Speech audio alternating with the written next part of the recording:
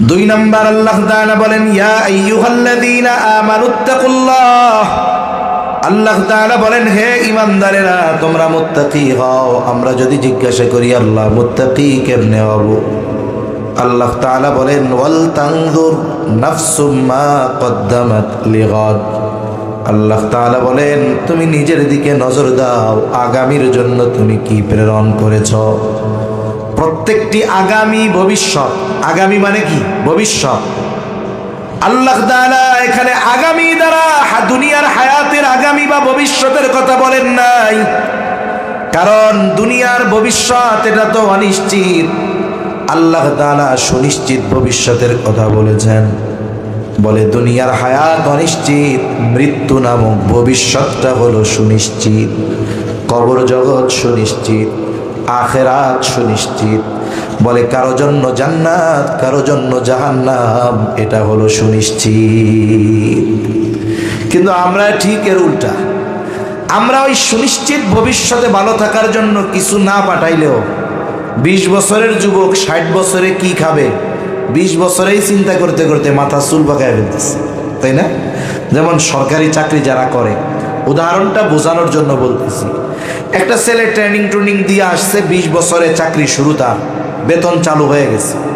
বলেন তো বেতন চালু হলেই কি তারে পরিপূর্ণ বেতন সরকার দিয়ে দেয় না কিছু কেটে রাখে? কিছু টাকা কেটে রাখে, বেতনের পরিমাণের উপরে নির্ভর করে কিছু টাকা কেটে রাখে। কেন? কেমন যেন গভর্নমেন্ট তারে বলে শোনো, তুমি যথাযথভাবে দায়িত্ব পালন করে যাও, তোমার কোনো চিন্তা নাই, তোমার বয়স এখন 20 বছর, তুমি 60 বছর পর্যন্ত চাকরি করবা, এরপরে তোমার চাকরি শেষ, বাড়িতে যাইবা। তোমার তো 60 বছর পর্যন্ত চাকরি থাকবে, এরপরে নাই, তখন কি খাইবা এ চিন্তা করার দরকার নাই। এই যে প্রতি মাসে তোমার থেকে কিছু টাকা কেটে কেটে জমাইতেছি, 60 বছরে যখন তুমি বাড়িতে যাইবা ওই সময় পর্যন্ত যেই পরিমাণ টাকা হবে ওর কমপক্ষে দ্বিগুণ টাকা তোমাকে একসাথে দিয়ে দেওয়া হবে।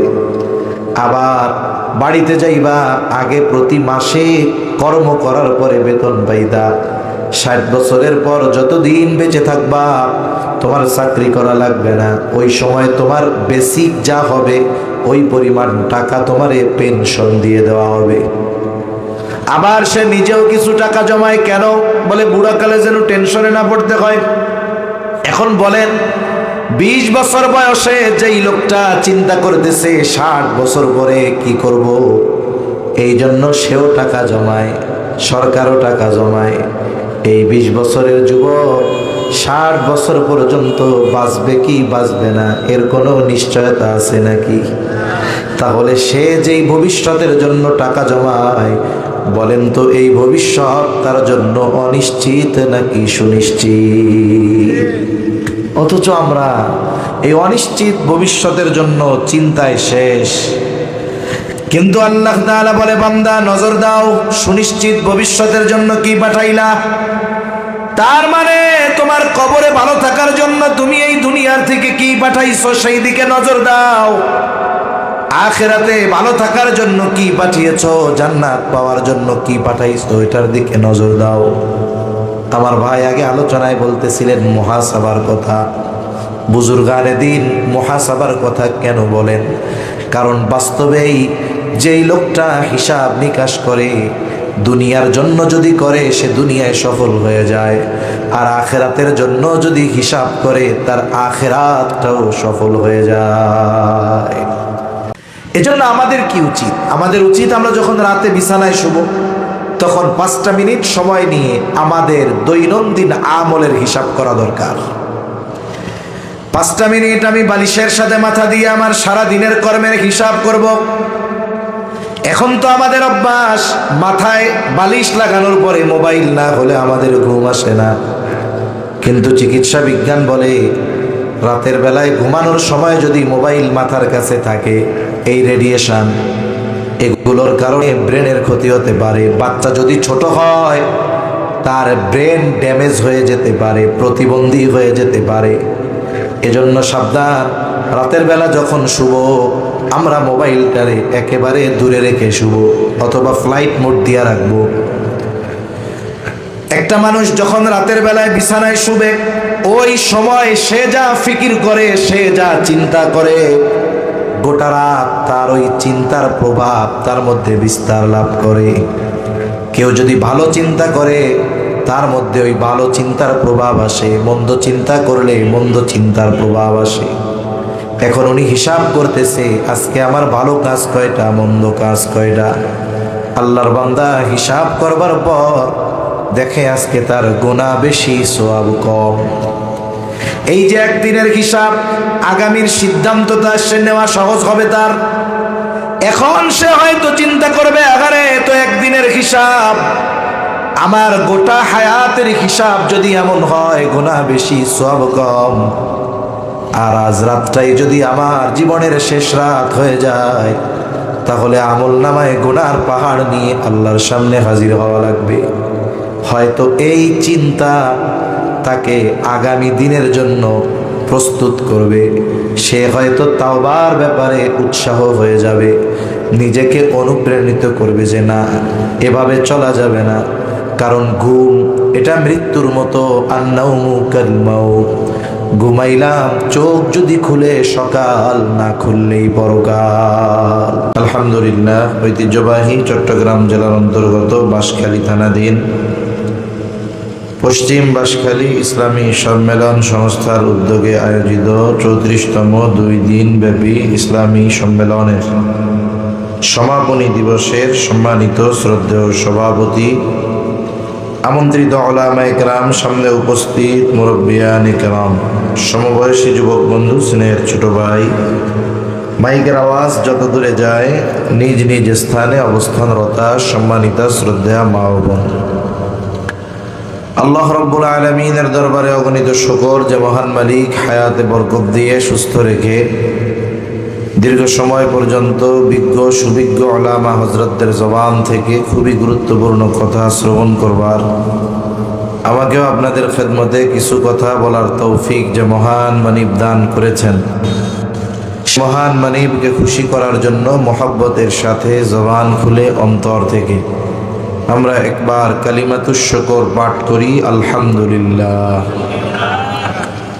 অগণিত দুরূদ ও সালাম সৈয়দুল আম্বিয়া, আশরাফুল আম্বিয়া, খাতামুল আম্বিয়া, ইমামুল মুরসালিন, রহমাতুল লিল আলামিন, মুহাম্মাদুর রাসূলুল্লাহ সাল্লাল্লাহু আলাইহি ওয়াসাল্লামের উপর। আমি আপনাদের খেদমতে পবিত্র কোরআনুল কারীম থেকে একটি আয়াত ও রাসূল আকরাম সাল্লাল্লাহু আলাইহি ওয়াসাল্লামের অগণিত হাদিস থেকে একটা হাদিস পাঠ করেছি।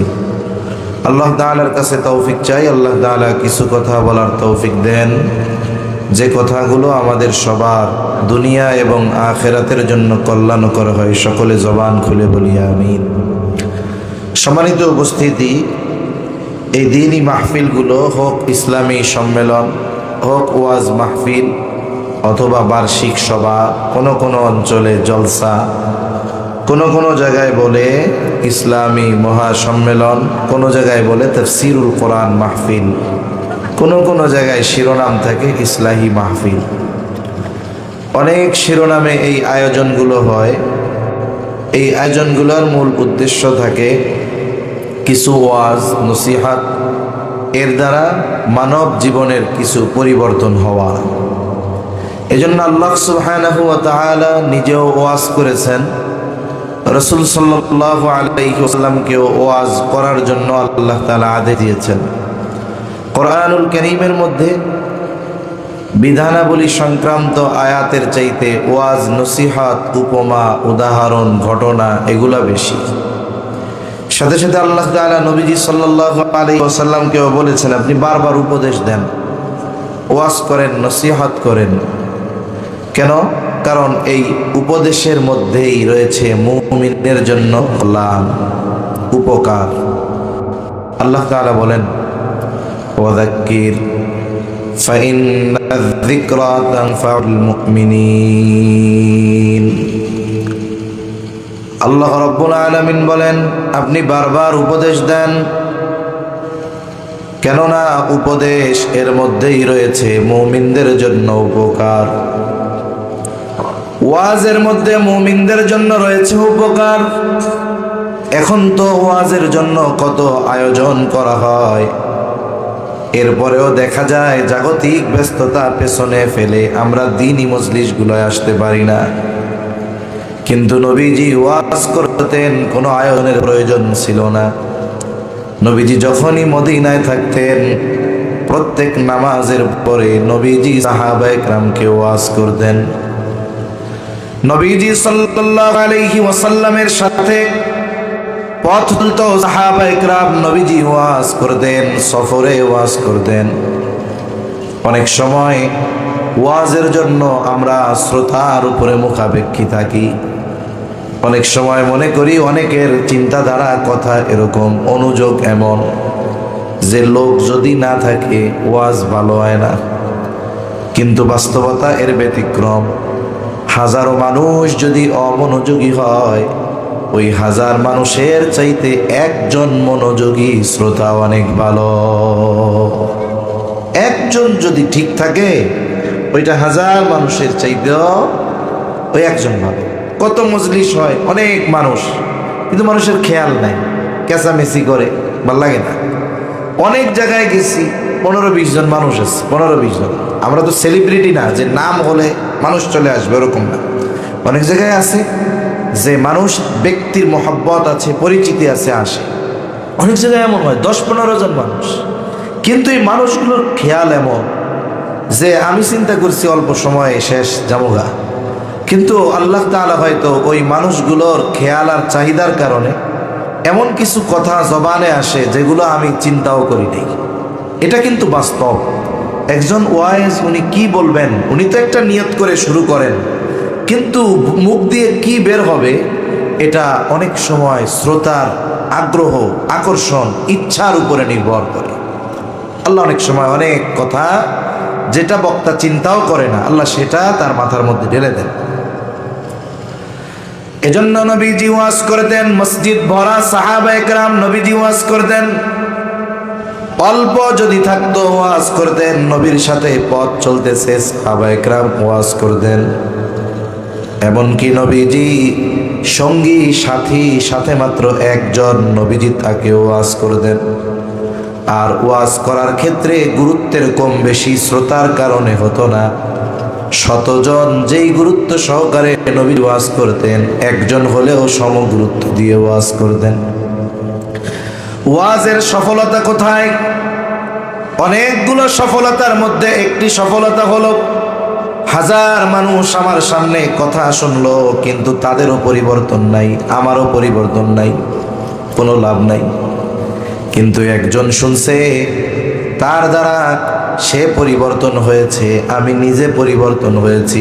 আবার সে আরেকজনকে দাওয়াত দিছে, শুনাইছে যে এটা করা যাবে, এটা করা যাবে না। এই যে সে আরেকজনের কাছে পৌঁছায়া দিল, আমার কথার পরে একজন আমল করবে, তার মাধ্যমে যতজন আমল করবে, যদি এই ধারাবাহিকতা জারি থাকে তাহলেই হলো মূল সফলতা।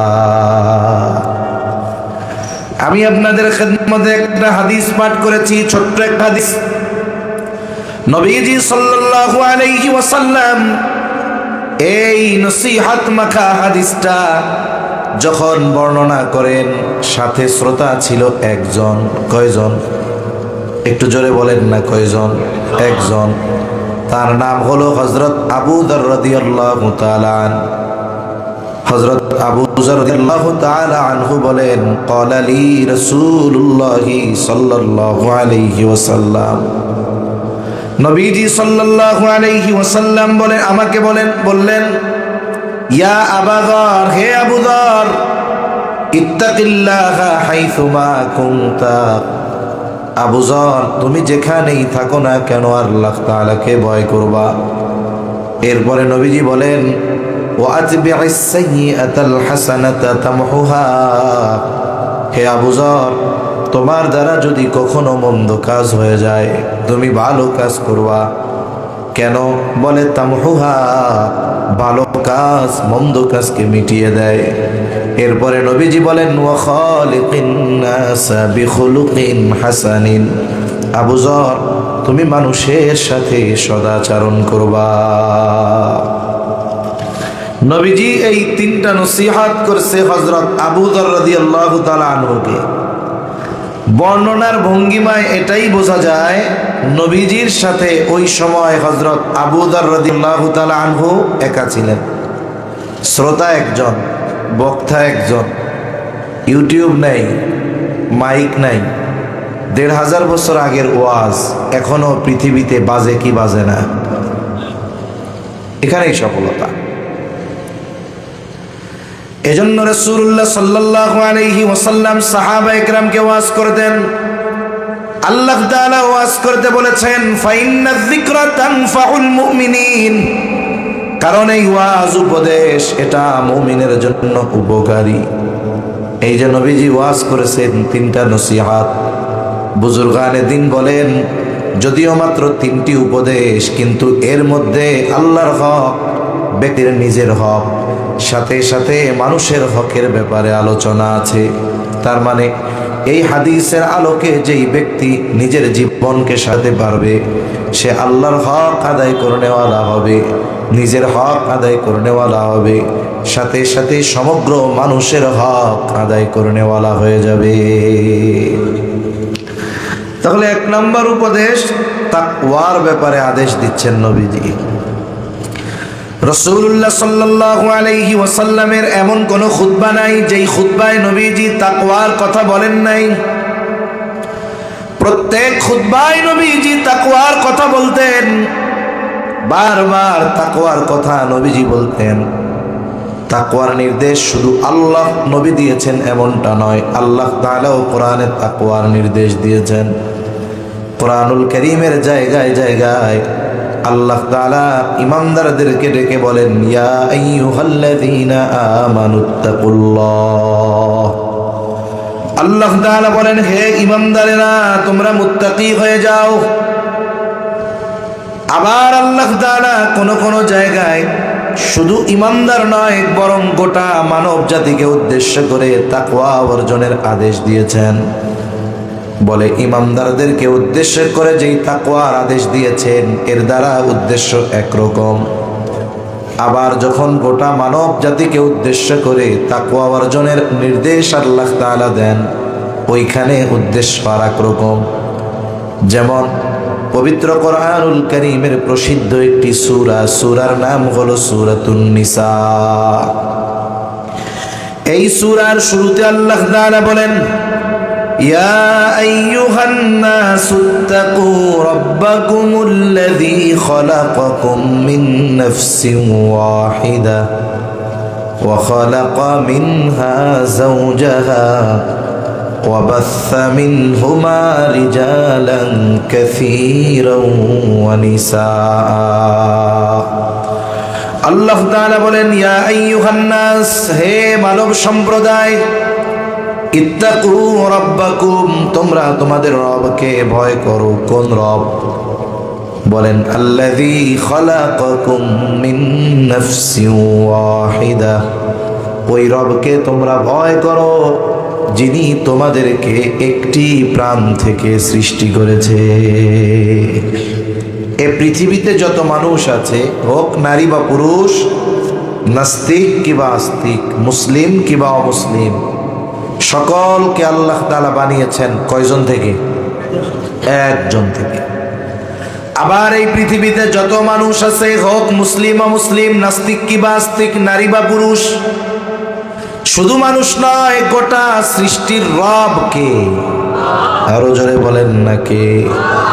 এজন্য আল্লাহ গোটা মানব জাতিকে উদ্দেশ্য করে বলেন, হে মানব সম্প্রদায়, ইত্তাকু রাব্বাকুম, তোমরা তোমাদের রবকে ভয় করো। বলে এই জায়গায় তাকওয়া দ্বারা উদ্দেশ্য হলো ঈমান। তার মানে আল্লাহ তাআলা বলেন, হে মানব সম্প্রদায়, তোমরা তোমাদের রবের উপরে ঈমান আনো। বলে কোন রব? যিনি তোমাদের সকলকে একটি প্রাণ থেকে সৃষ্টি করেছে। এজন্য ঈমান আনার মাধ্যমে একজন মুত্তাকি তাকওয়ার সর্বনিম্ন স্তরে অবস্থান করে। ঈমান আনলেও সে মুত্তাকি। তাহলে আবার ইমানদারকে আল্লাহ আবার কেন তাকওয়ার কথা বললেন? মানব জাতিকে উদ্দেশ্য করে তাকওয়া অর্জনের আদেশ দিয়েছেন, এখানে তো ঈমান। বুঝলাম। তাহলে আবার ইমানদাররে কোন তাকওয়ার কথা বললেন? দেখুন, ইমানদারকে কোন তাকওয়ার কথা বলছে? তাকওয়ার আপার ক্লাসে অবস্থান করার জন্য বলছে, যে তোমার নিম্ন স্তরের মুত্তাকি হলে হবে না, তোমাকে আপার ক্লাসের মুত্তাকি হতে হবে। মুত্তাকি, তাকওয়া, এই মুত্তাকি ঈমান আনলেও মুত্তাকি, এটা মুত্তাকির সর্বনিম্ন স্তর। সর্বোচ্চ স্তর কি, কোথায় কি করলে সর্বোচ্চ স্তর অর্জন করা যাবে, এটাও আল্লাহ জানায় দিচ্ছেন। যেমন আমাদের বাংলাদেশে অনেকগুলো বাহিনী আছে। আমাদের দেশে নিরাপত্তার দায়িত্বে নিয়োজিত একটা বাহিনী পুলিশ বাহিনী আছে না নাই? পুলিশ।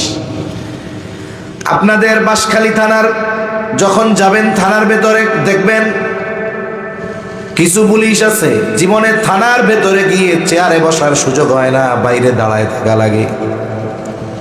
মনে করেন বাড়ি হলো তার একেবারে উত্তরবঙ্গে, বলেন তো এখান থেকে যখন সে বাড়ি যায়, সে একজন কনস্টেবল হাবিলদার, থানার সামনে দাঁড়ায় তার পাহারা দেওয়া লাগে। ওর এলাকায় যদি ওরে জিজ্ঞাসা করে তুমি কি করো, চাকরি করি, কিসে করো, বলে পুলিশে করি। আবার আপনাদের চট্টগ্রামের ডিআইজি যিনি অথবা যিনি পুলিশ বাহিনীর প্রধান, ওনাকে যদি জিজ্ঞাসা করা হয় কি করেন, জব করি, সার্ভিস কিসে, পুলিশে। পদ কি পরে থাকলো, পরিচয় প্রথমে দুইজনেই দেয় পুলিশ। কিন্তু বলেন তো পুলিশের আইজি, আইজিপি আর ডিআইজি, আর আপনার থানার সামনে পাহারা দেওয়া হাবিলদার পুলিশ, আর ডিআইজি পুলিশ, আইজিপি পুলিশ, দুইটা কি সেম নাকি? সার্ভিস তো এক, পুলিশের চাকরি। কিন্তু কই কুদ্দুস আলী, কয় না এরকম? আর কই ওই জায়গায়, কই থানার সামনে পাহারা দেওয়া হাবিলদার, আর কোথায় গিয়েছে পুলিশের আইজিপি? ওই পুলিশ জীবনে আইজিপির সাথে একবার মোলাকাত হয়তো জীবনে করতে পারে না। পুলিশ দুইজন, পার্থক্য আছে না? তা মুত্তাকি ঈমান আনছে, ঈমান আনার কারণে মুত্তাকি, আর ঈমানদারকে আল্লাহ মুত্তাকি হতে বলছে। এটার মধ্যে তফাৎ তো আছে।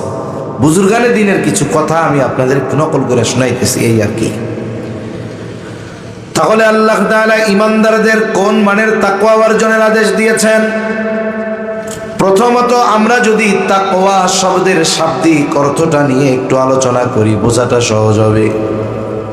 কোরআনুল কারীমের মধ্যে তাকওয়া শব্দটি বেশিরভাগ সময় দুটি অর্থে ব্যবহার হয়। এক নাম্বার, তাকওয়া শব্দের একটি অর্থ হলো ভয়, আর এক অর্থ হলো বিরত থাকা, বেঁচে থাকা। এক নাম্বার অর্থ ভয় করা। এখন আল্লাহ তাআলাকে ভয় করার নাম তাকওয়া।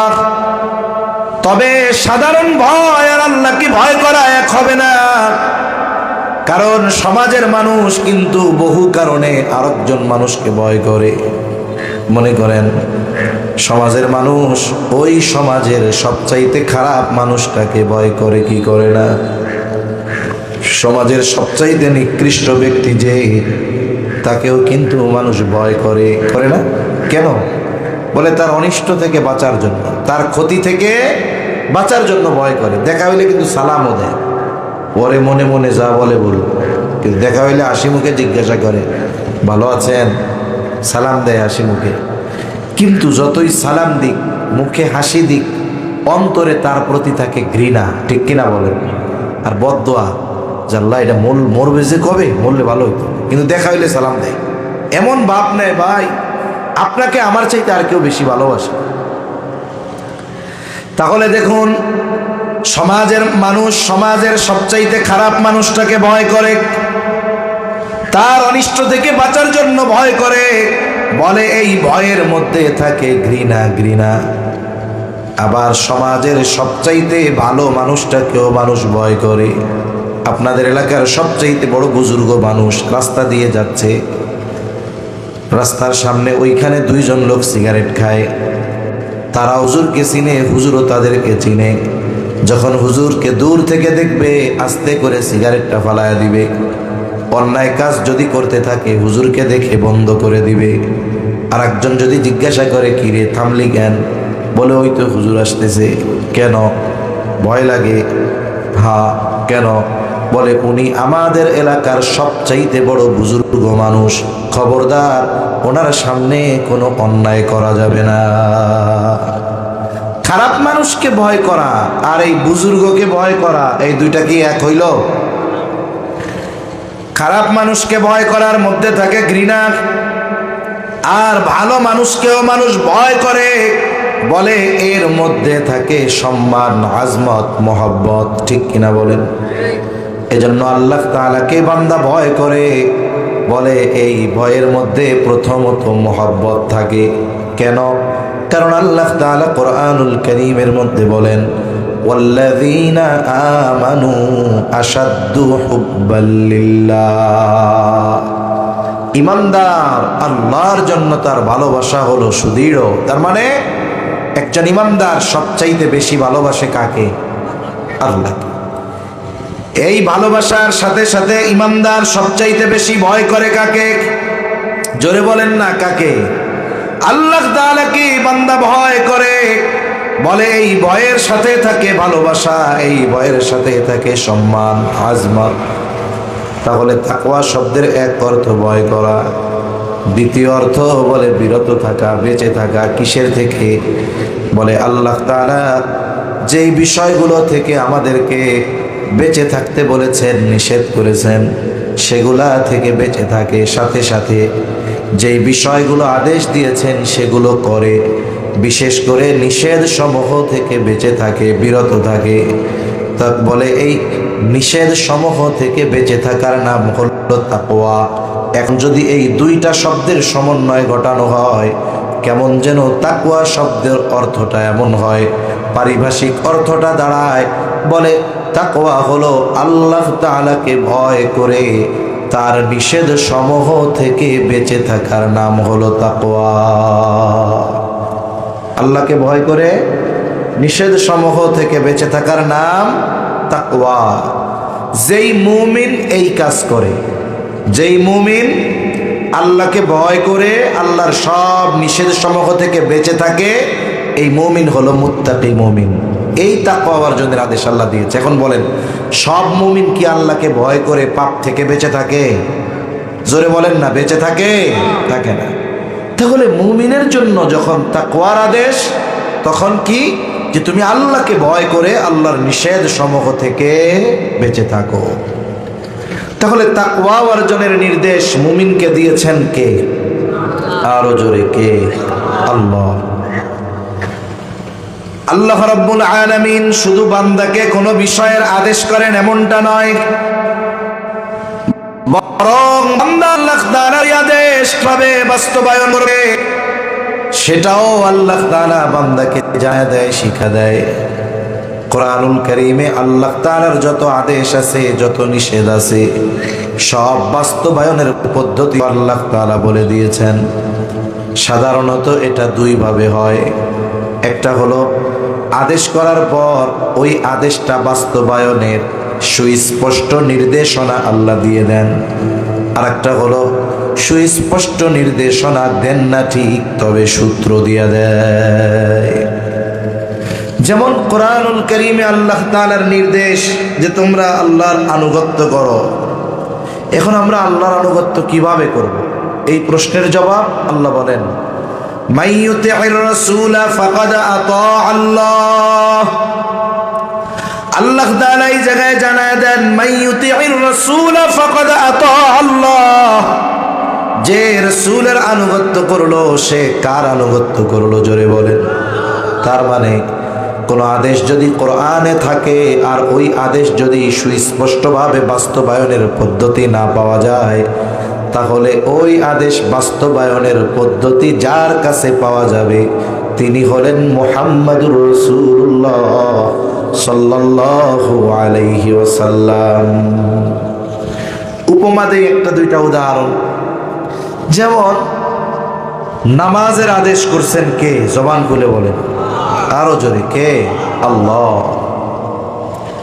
এখন যদি নামাজের আদেশ আল্লাহ করেছেন, কোরআনে আছে 82 জায়গায় নামাজের কথা আল্লাহ বলেছেন। এখন যদি কাউরে দায়িত্ব দেওয়া হয় শুধু কোরআন থেকে, নবীর হাদিস সুন্নাহ সব একদিকে, শুধুমাত্র কোরআনের থেকে ফজরের 2 রাকাত সুন্নাত আমরা যেভাবে পড়ি, যা যা করি সব কোরআনুল কারীম থেকে বের করে দিতে হবে। কিয়ামত পর্যন্ত যদি কাউরে হায়াত দিয়ে কাজে লাগাই দেওয়া হয় সম্ভব নয়। তাহলে নামাজের আদেশ আছে কোরআনে, তবে নামাজের আদেশ আল্লাহ তাআলা কোরআনে করেছেন, তবে নামাজ কিভাবে পড়তে হবে এটা আল্লাহ শিখতে বলেছেন নবীর থেকে। ওই যে মাইয়ুতির রাসূল ফাকাদ আতা আল্লাহ, এই জন্য নামাজের আদেশ করেছেন আল্লাহ, উম্মতকে নামাজ পড়া শিখিয়েছেন মুহাম্মাদুর রাসূলুল্লাহ সাল্লাল্লাহু আলাইহি ওয়াসাল্লাম। এজন্যই নবীজি সাল্লাল্লাহু আলাইহি ওয়াসাল্লাম বলেন, সাল্লু কামা রাআইতুমুনি উসাল্লি। নবীজি সাল্লাল্লাহু আলাইহি ওয়াসাল্লাম বলেন, সল্লু নামাজ পড়ো, কিভাবে পড়বা? কামা রাআইতুমুনি উসাল্লি, যেভাবে আমাকে নামাজ পড়তে দেখো। তার মানে দেখুন, নামাজের আদেশ আল্লাহ করেছেন, তবে নামাজের পদ্ধতি বলে দেন নাই, বরং নামাজের পদ্ধতিটা প্র্যাকটিক্যাল ভাবে মুহাম্মাদুর রাসূলুল্লাহ সাল্লাল্লাহু আলাইহি ওয়াসাল্লাম উম্মতকে শিখিয়েছে। যেমন নামাজের যে ফরজগুলো আছে, ফরজগুলোর মধ্যে একটি ফরজ রুকু করা। রুকু করা কি নামাজের একটি ফরজ? রুকুর আদেশ কোরআনুল কারীমের মধ্যে আছে। আল্লাহ তাআলা বলেন, ওয়ারকাউ মা'আর রাকিঈন, রুকুকারীদের সাথে রুকু করো। রুকু শব্দের শাব্দিক অর্থ কি? ঝুঁকা। রুকু শব্দের শাব্দিক অর্থ ঝুঁকা। কিন্তু বলেন তো কতটুক ঝুঁকতে হবে, কতটুক পরিমাণ ঝুঁকা লাগবে, এটা কিন্তু আপনি কোরআন কারীমে পাবেন না। এখন একজন নামাজে দাঁড়াইছে, রুকু করলো, সুস্থ সবল মানুষ, সে যদি শুধু মাথাটা একটু ঝুঁকায়, এরকম সোজা দাঁড়াইয়া মাথা ঝুঁকাইছে, আপনি জিজ্ঞাসা করলেন এটা কি করছিলাম? রুকু করছিলাম। আপনি কি তার এতটুকু ঝুঁকাকে রুকু বলবেন? বলবেন না। তাহলে এই রুকুর দ্বারা, ঝুঁকার দ্বারা কতটুক ঝুঁকতে হবে, কিভাবে ঝুঁকতে হবে, এটা প্র্যাকটিক্যাল ভাবে উম্মতকে শিখিয়েছেন মুহাম্মাদুর রাসূলুল্লাহ সাল্লাল্লাহু আলাইহি ওয়াসাল্লাম। আমি যদি মাথা এতটুকু ঝুঁকাই, এটাকে আপনি রুকু বলবেন না, বরং রুকু বলবেন কখন? বলে পুরা 90 ডিগ্রি বাঁকা হইতে হবে, ডালের মতো বাঁকা হয়ে যাবে, সে দাঁড়াবে, তার কোমরটা বাঁকা করবে, মাথা পিঠ একেবারে সমান হয়ে যাবে, এইরকম ঝুঁকাকে আমরা রুকু বলি, ঠিক কিনা? এখন রুকুর জন্য যে এতটুকু ঝুঁকতে হবে, এটা তো কোরআনে পাই নাই, এটা পাইলাম কোথায়? নবীর থেকে। এজন্য বলতেছিলাম, যখন আল্লাহ তাআলা কোনো আদেশ করেন, ওই আদেশ বাস্তবায়নের পদ্ধতি আল্লাহ বলে দেন দুই সিস্টেম। একটা হলো সুস্পষ্টভাবে বলে দেন, আর একটা হলো সুস্পষ্ট বলে দেন না ঠিক, কিন্তু এই আদেশ বাস্তবায়ন বা প্র্যাকটিক্যাল কোথার থেকে শিখতে পারবে সে নির্দেশনা দিয়ে দেন কে? আল্লাহ। কথা বুঝতে কষ্ট হইতেছে? আচ্ছা, কিন্তু তাকওয়া অর্জনের ক্ষেত্রে আল্লাহ রাব্বুল আলামিন সুস্পষ্টভাবে জানায় দিয়েছেন। আল্লাহ তাআলা কোরআনুল কারীমের বেশ কিছু জায়গায় তাকওয়া অর্জনের পদ্ধতি আল্লাহ তাআলা জানায় দিয়েছেন। এজন্য একটা আদেশ যদি কাউকে করা হয়, সাথে সাথে যদি আদেশ বাস্তবায়নের পদ্ধতিও বলে দেওয়া হয়, ওই আদেশটা তার জন্য সহজ হয়ে যায়। যেমন এই যে রোজা আসতেছে, রোজা, আমার আগে তো ভাই রোজাকে কেন্দ্র করে খুব সুন্দর কথা বলছে। আল্লাহ তাআলা বলেন, ইয়া আইয়ুহাল্লাযীনা আমানু কুতিবা আলাইকুমুস সিয়াম, হে ঈমানদারেরা, তোমাদের উপরে রোজা ফরজ করা হয়েছে। এই যে একটা জিনিস আবশ্যকীয় করা হলো, এখন মনে হবে কঠিন, কিন্তু এর পরপরই যখন আল্লাহ বললেন কামা কুতিবা আলাল্লাযীনা মিন ক্বাবলিকুম, যারে এই রোজা শুধু তোমাদের উপরে ফরজ করা হয়েছে এমনটা নয়, তোমাদের পূর্ববর্তীদের উপরেও ফরজ করা হয়েছিল। প্রথম যখন আদেশ করা হলো রোজা ফরজ, তখন মনে হবে আল্লাহ কেমনে থাকবো। যখন আল্লাহ বললেন আরে এটা তোমাদের উপরেই ফরজ করছি, তা না, তোমাদের পূর্ববর্তীদের উপরেও ফরজ করা হয়েছিল, তখন দেখেন তখন কি হবে? মাইন্ডে একটা চিন্তা আসবে, ও আমাদের আগেও রোজা ফরজ ছিল, তাহলে ওরা যেহেতু পারছে আমরাও তো পারবো। আবার রোজার উদ্দেশ্য কি? তাকওয়া। আল্লাহ যখন জানাইছে, তখন আদেশ করার সাথে সাথে যেমন কঠিন কষ্ট মনে হইতে পারতো, কিন্তু যখন বলছে এটা আগেও ফরজ ছিল, আবার এর মাধ্যমে তোমরা মুত্তাকি হতে পারবা, লাআল্লাকুম তাত্তাকুন, যাতে তোমরা মুত্তাকি হতে পারো। লাআল্লাহ কালামে ইলাহির মধ্যে আসলে ইয়াকিনের অর্থ দেয়, এর মানে তোমরা যারা রোজা রাখবা তোমরা মুত্তাকি হইতে পারবা। তাহলে দেখো, আদেশ করার পরে যদি ওই আদেশ বাস্তবায়নের পদ্ধতি দেওয়া হয়, তাহলে এটা আদেশ করার পরে যেমন কঠিন মনে হয়, পদ্ধতি বলে দেওয়ার পরে আগের চাইতে সহজ হয়ে যায়।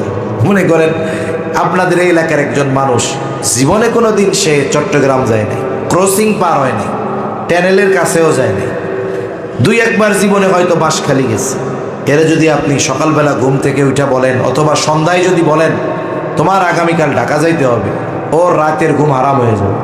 যে বেটা জীবনে কোনোদিন চট্টগ্রাম যায় নাই, ওরে আপনি ঢাকা যাইতে বলতেছেন, ও দেখবেন রাতে আর এপাশ ওপাশ করবে। আল্লাহ, কি হবে না হবে কে জানে। সকালবেলা এসে বল, ভাই ঢাকাটা আমি যাইতে পারবো না, ভাই আমি শেষ, কোত্থেকে হারাই যাবো, কি হইব না হইব, টানেলের নিচে দিয়ে যাবো, নদীর পানি ভেঙে পড়ে কিনা, তা ঠিক আছে। এখন আপনি তারে বললেন, আরে তুমি ভয় পেও না, আমি তোমার এইখান থেকে সুন্দর মতো চট্টগ্রাম নিয়ে যাব, ওইখান থেকে একটা বাসে উঠাইয়া দিব, অথবা তোমারে আমি বটতলি স্টেশনে গিয়ে ট্রেনে উঠাইয়া দিব, তুমি নাম্বা টাম্বা না, একেবারে সর্বশেষ যেই জায়গায় যাবে ট্রেন, ওইখানে যখন দেখবা সবাই নামতেছে, এরপরেও তুমি নামবা না, তুমি শুধু বৈশাই থাকবা। কেন বৈশা থাকবা? অমুকে আইসা তোমার বগি নম্বর, সিট নম্বর বলে দিব, ও তোমার ট্রেন থেকে নামাইয়া বাসায় নিয়ে যাবে। বলেন তো, যেই আদেশ শুইনা রাত ভর ঘুম হইতেছিল না, যখন যাওয়ার পদ্ধতি তাকে বলল, আদেশ দেওয়ার পরে যে টেনশন ছিল এখন আছে না কমছে? এখন ও উল্টা কি করবে জানেন? ওরে ট্রেনে উঠাই যখন দিবে, ওইখান থেকে যখন ওরে নামায় নিয়ে যাবে, তখন ও ফোন দিয়া বলবে, ওরে ভাই ঢাকা আসা এত সহজ, এটা আমি আগে জানতাম না। অথচ দেখুন, পদ্ধতি বলার আগে ওর কাছে মনে হচ্ছিল মাথার উপরে মনে হয় পাহাড় চাপায়া দিচ্ছে। এজন্য আল্লাহ তাআলা আদেশ করার সাথে সাথে ওই আদেশ বাস্তবায়নের পদ্ধতিও আল্লাহ বলে দেয়। আল্লাহ তাআলা তাকওয়ার ব্যাপারে কোনো ডিরেকশন সরাসরি দিয়েছেন, কোনো ইঙ্গিত দেন নাই। আমরা একটা দুইটা পদ্ধতি জানি, সাথে সাথে এগুলো বাস্তব জীবনে প্রয়োগের চেষ্টা করি। আল্লাহ তাআলা বলেন, ইয়া আইয়ুহাল্লাযীনা আমানুত্তাকুল্লাহ। আল্লাহ তাআলা বলেন, হে ঈমানদারেরা তোমরা মুত্তাকি হয়ে যাও। মুত্তাকি মানে কি? আমরা যেটা পরিভাষা বলেছি যে আল্লাহকে ভয় করে সকল নিষেধ সমূহ থেকে বেঁচে থাকো, তার মানে আল্লাহ বলেন, হে ঈমানদারেরা আমাকে ভয় করে আমার আদেশ নিষেধ মেনে চলো। আমরা যদি জিজ্ঞাসা করি আল্লাহ এটা কিভাবে করতে পারি, প্রশ্ন করার আগে আল্লাহ তাআলা জবাব দিয়ে বলেন, ওয়াকুনু মা'আস সাদিকিন। ও বান্দা, তুমি যদি মুত্তাকি হতে চাও, সত্যবাদীদের সঙ্গী হয়ে যাও। আল্লাহ তাআলা এখানে আবেদিন বলেন নাই, আল্লাহ তাআলা যাকিরিন বলেন নাই, আল্লাহ তাআলা শাকিরিন বলেন নাই, আল্লাহ তাআলা বলেছেন সাদিকিন, সত্যবাদীদের সঙ্গী হয়ে যাও। সত্যবাদী একটা ব্যক্তি তখনই পরিপূর্ণ রূপে হতে পারে যখন সে আবেদ হয়, যখন সে জাকের হয়, যখন সে শাকের হয়। এই গুণগুলো যদি তার মধ্যে না থাকে তাহলে সে সাদেক হতে পারে না। এটা পূর্ণাঙ্গ এক জিনিস, যার মধ্যে সব পাওয়া যাবে, অল ইন ওয়ান। অনেক সময় মানুষের একটা পরিচয় দেওয়ার মাধ্যমে আরো অনেক পরিচয় পাওয়া যায়। একটা গল্প বলি আপনাদের, কষ্ট হইতেছে না তো?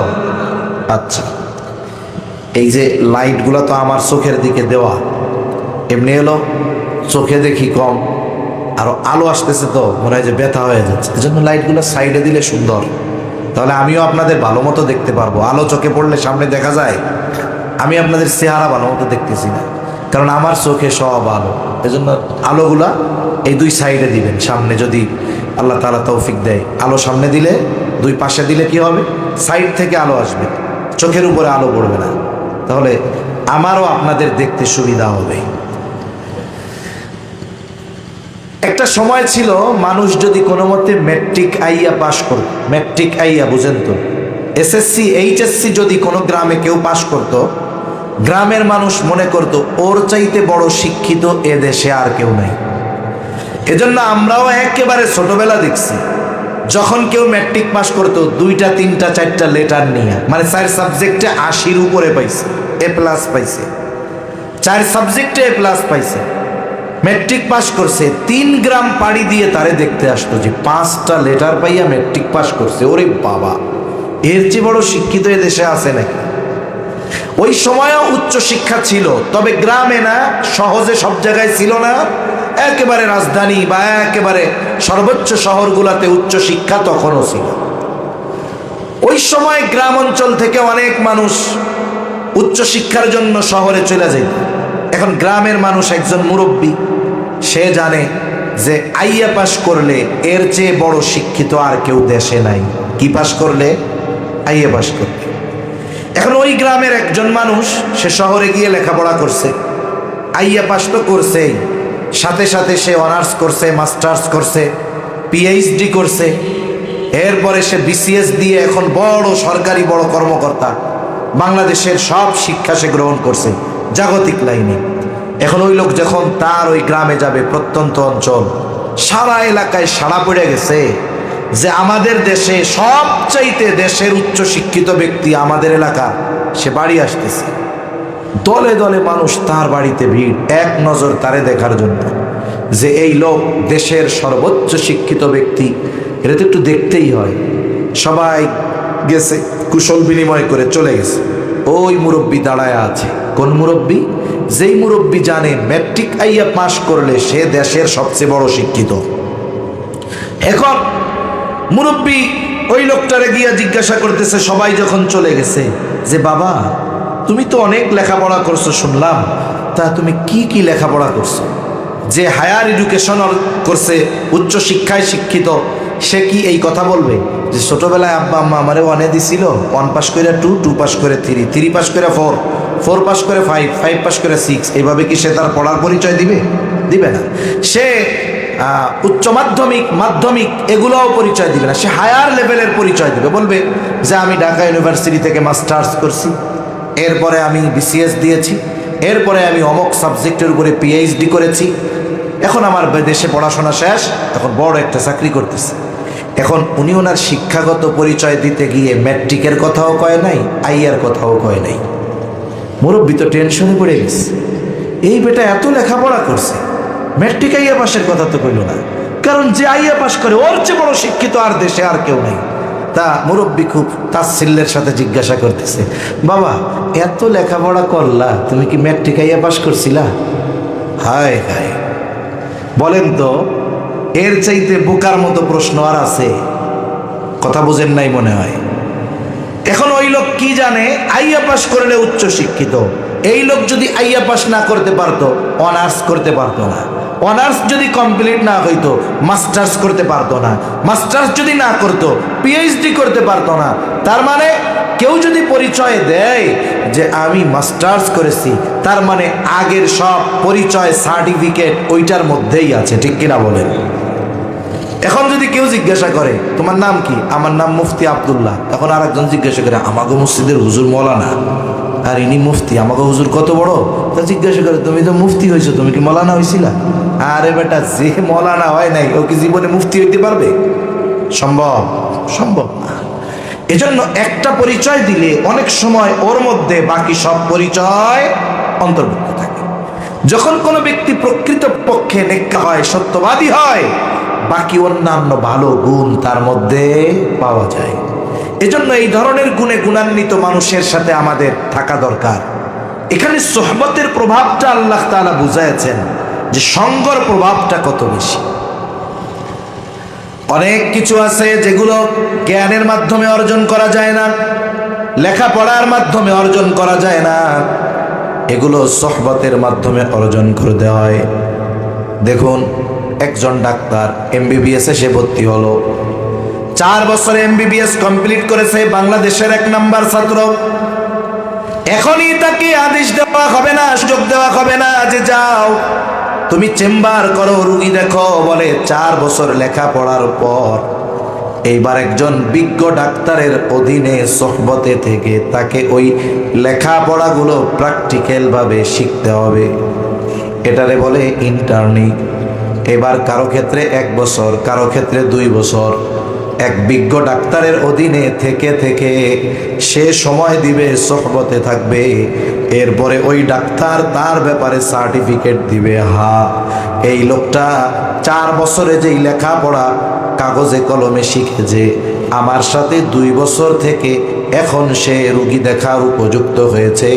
হ্যাঁ, এখন থেকে সে প্রেসক্রিপশন লিখতে পারবে।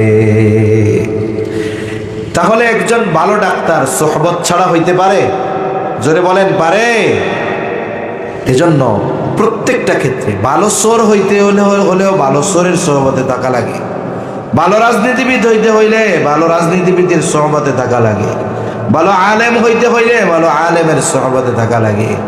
এজন্য মুত্তাকি হতে হলে ওই রকম তাকওয়াওয়ালা বান্দার সাথে সময় দেওয়া লাগে। কিছু জিনিস আছে লেখাপড়া করে পাওয়া যায় না, এটা সোহবতের দ্বারা অর্জিত হয়। একজন মনে করেন লোহা আর চুম্বক, লোহা শক্তিশালী একটা পদার্থ, এর তুলনায় চুম্বক অনেক নরম। লোহার পাওয়ার বেশি, শক্তি বেশি, চুম্বকের শক্তি কম, কিন্তু গুণ কি? বলে ও আর এক লোহারে আকর্ষণ করতে পারে। এখন যদি লোহা ওই জায়গায় পাওয়ার দেখায় যে তোর মধ্যে ওই গুণ আমারে দে, নাহলে কিন্তু পিড়াইয়া তোরে গুঁড়া গুঁড়া করে ফেলবে, বলে ওকে লোহা পিটিয়ে গুঁড়ো গুঁড়ো করে ফেলতে পারবে, কিন্তু চুম্বকের গুণ অর্জন করতে পারবে না। এখন যদি ওই গুড়াগুড়ি মারামারি না করে চুম্বক আস্তে করে লোহার সাথে লাইগা যায়, লোহা যদি চুম্বকের সাথে লাইগা যায়, এভাবে যদি 1 মাস 2 মাস ওই লোহার টুকরাটা চুম্বকের সাথে লেগে থাকে, বলে এরপরে যখন চুম্বক থেকে লোহাকে আলাদা করা হবে, ওই লোহা যখন আরেকটা লোহার দিকে ধরা হবে, এবার সে আর এক লোহারে আকর্ষণ করবে। বলে এই যে গুণটা সে অর্জন করেছে ক্ষমতা দিয়ে নয়, বরং সোহবতের কারণে। এজন্য দ্বীনের অনেক বিষয় আছে, এগুলা মানুষের কাছে পরিপূর্ণ পরিষ্কার হয় বুজুর্গদের সোহবতের কারণে। এজন্য আমরাও এইরকম নেককার বান্দা যারা, আহলুল্লাহ যারা, এদের সাথে কিছু সময় দিব।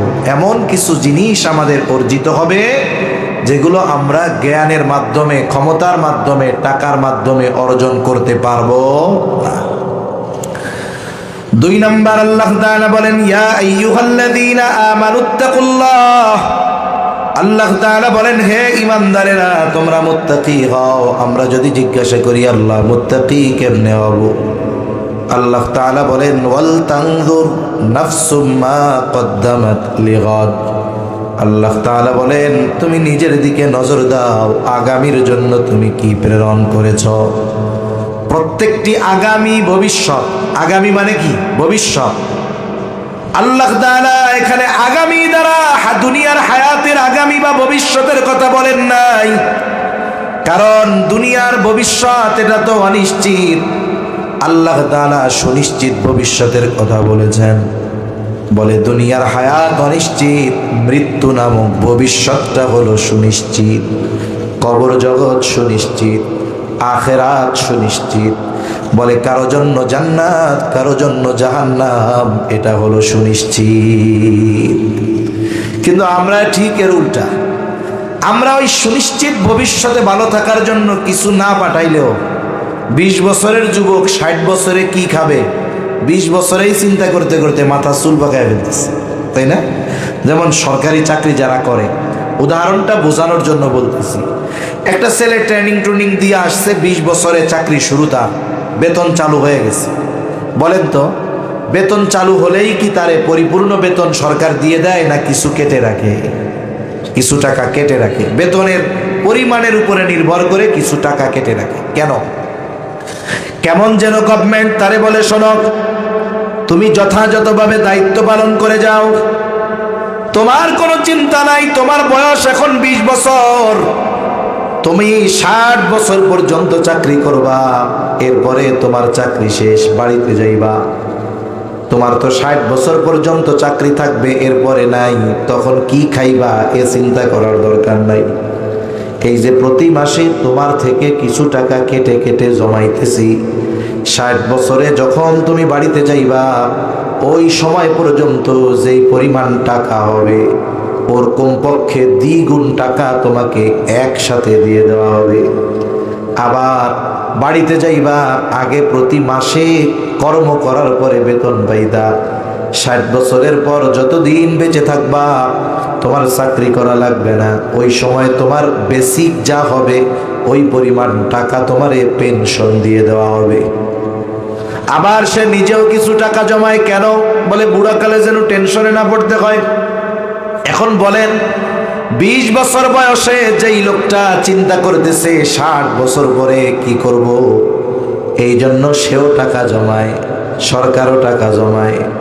এই 20 বছরের যুবক 60 বছর পর্যন্ত বাঁচবে কি বাঁচবে না এর কোনো নিশ্চয়তা আছে নাকি?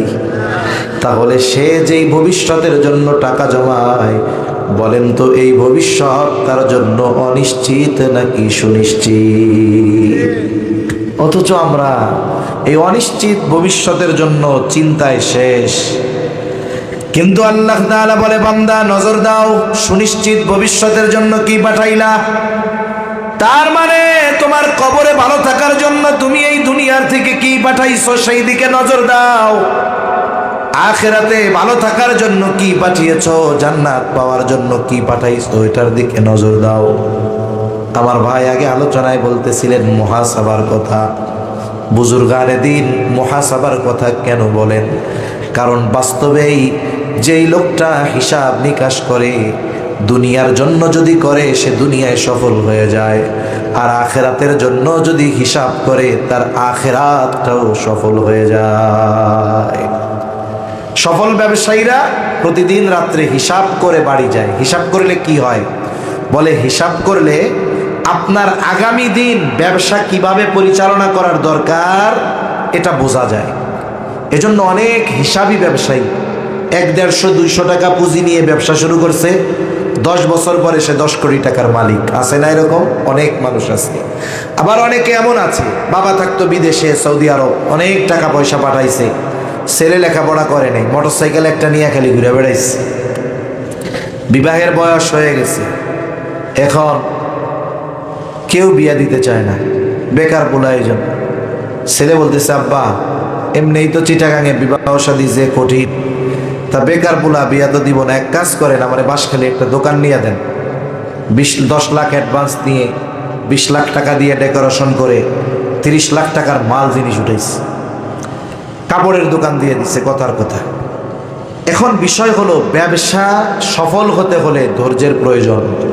আপনাদের চট্টগ্রামেও আছে, ঢাকাতেও আছে, বড় বড় পাইকারি দোকান যেগুলো, যে সব জায়গায় এরা 10 মাস দোকানের মধ্যে বসে বসে মাছি মারে আর মশা মারে, আর কোনো কাজ নেই। অনেক দোকানদার দোকান খোলে টাইম মতো, বন্ধ করে টাইম মতো, কিন্তু 1 মাসে কোনো বেচা কেনা নেই। ওনারা যদি জিজ্ঞাসা করেন বেচা কেনা কয় মাস, কয় 2 মাস। কয় তাহলে 10 মাস খুলে বসে রয়েছেন কে, বাড়ি যান গা। কয় এই 10 মাস খুলে বসে থাকি বিদায় ওই 2 মাস বেচা কেনা হয়। আর ওই 2 মাস এমন হয় যে 10 মাসের সব খরচ উঠে আরো বিশাল পরিমাণ আমার লাভ থাকে। তাহলে বোঝা গেল ব্যবসার ক্ষেত্রে ধৈর্য দরকার, আর এই ধৈর্য হুট করে অর্জন করা কঠিন। এখন দোকান তো দিয়ে দিচ্ছে, ও বৈশা থেকে কাস্টমার আসে না, আর ভাল লাগে। এইবার হোন্ডা নিয়ে বন্ধুদের সাথে ঘুরতে চলে যায়, হিসাব নাই, বাকি দেয়। কি দেখা যাবে? 30 লক্ষ টাকার মাল জিনিস দিয়ে ব্যবসা শুরু করাইছিল, 1 বছর পরে দোকানও আছে, টাকও আছে, কিন্তু মাল জিনিস নেই। আছে না এরকম অনেক আল্লাহর বান্দা? এই কয়েকদিন আগে আমাদের এক আলেম, ওনার সাক্ষাৎকার নিচ্ছে করোনার মধ্যে। উনি যেখানে খেদমতে ছিলেন ওখান থেকে চলে আসা লাগছে। এখন উনি কি করবেন? একেবারে অল্প পুঁজি 2,500 টাকা দিয়ে ব্যবসা শুরু করছে। কয় হাজার?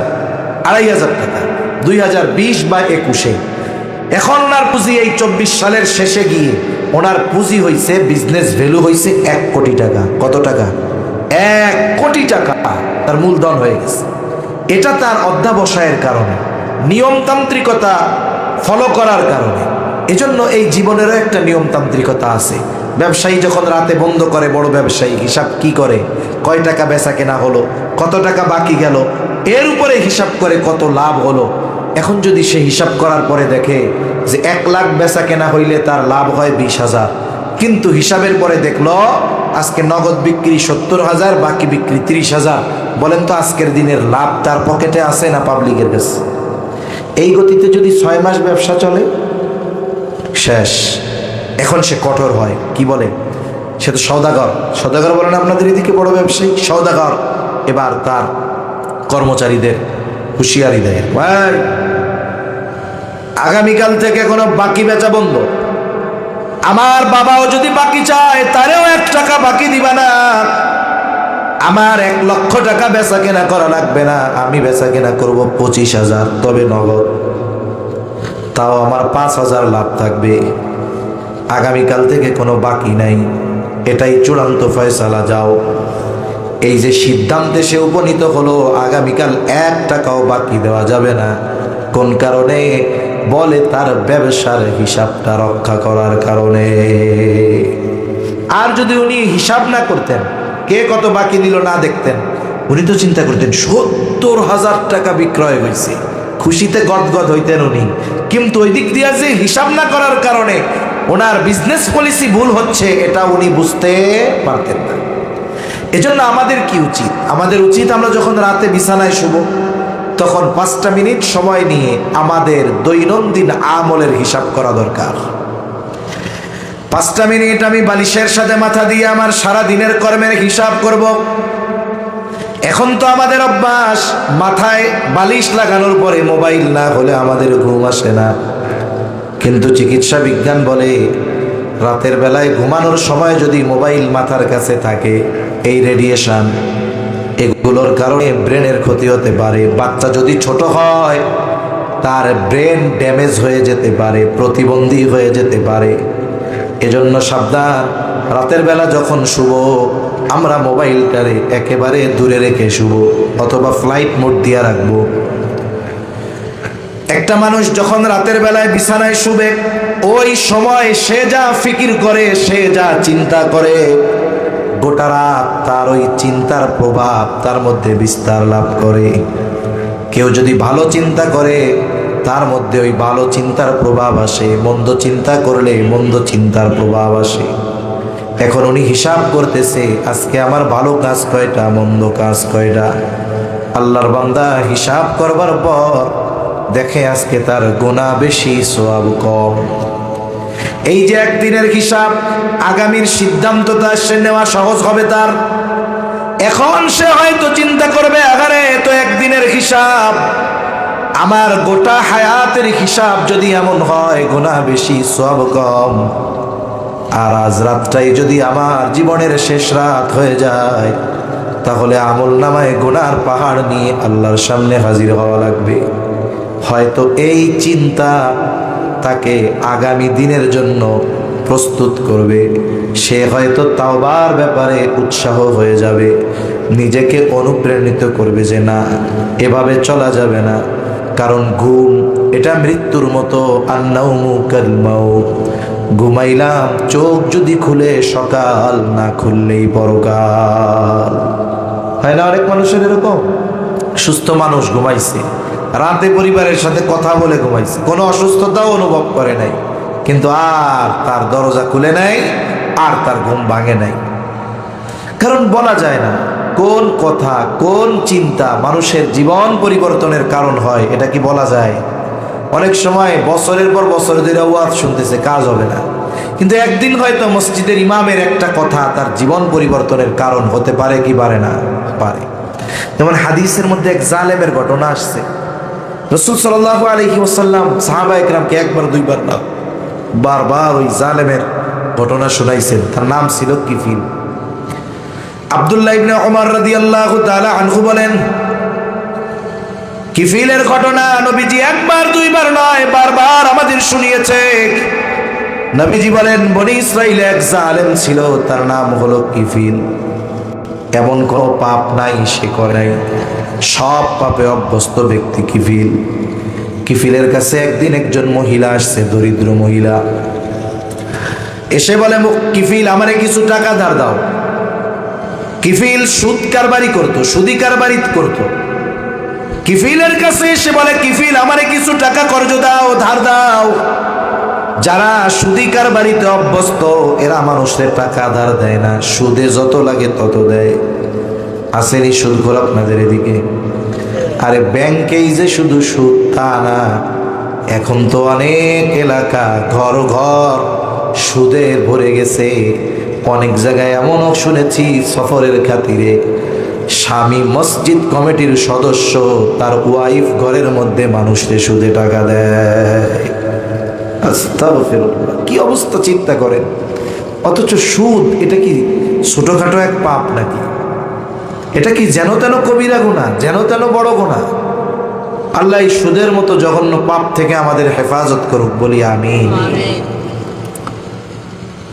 মহিলা কিফিল রে বলে, কিফিল আমারে কিছু টাকা কর্জ দাও। কিফিল বলে, আমি কাউরে টাকা কর্জ দেই না, যদি নাও সুদে নিতে পারো। মহিলা বলে, আমার যদি সুদ দেওয়ার মতো সামর্থ্য থাকতো তাইলে কি তোমার কাছে আমি টাকা চাইতাম নাকি? কিফিল কিফিল তো সব পাপে অভ্যস্ত, জেনা ব্যভিচারেও অভ্যস্ত। মহিলার চেহারা সুন্দর, বিধবা। এইবার কিফিল তারে কুপ্রস্তাব দিয়া বলে, শোনো, আমি তোমাকে টাকা দিতে পারি এই শর্তে, সুদ যদি না দিতে পারো আমার সাথে জেনায় লিপ্ত হবা।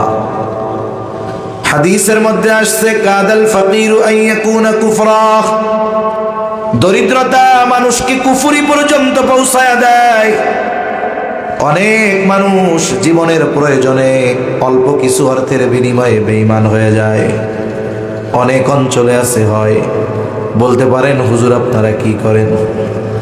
আপনারা যা দেন এর থেকে অধিকাংশ উলামায়ে কেরাম ওই সমস্ত জায়গায় সহযোগিতা করে।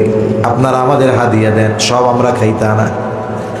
আমরাও চেষ্টা করি কিছু করার, কিন্তু আমাদের যে অ্যাবিলিটি খ্রিস্টানদের অ্যাবিলিটির 1000 ভাগের 1 ভাগও না। বিল গেটস তার সম্পদের অর্ধেক না 60 ভাগ দিয়ে দিছে মনে হয় তাদের ধর্মীয় কাজ পরিচালনা করার জন্য।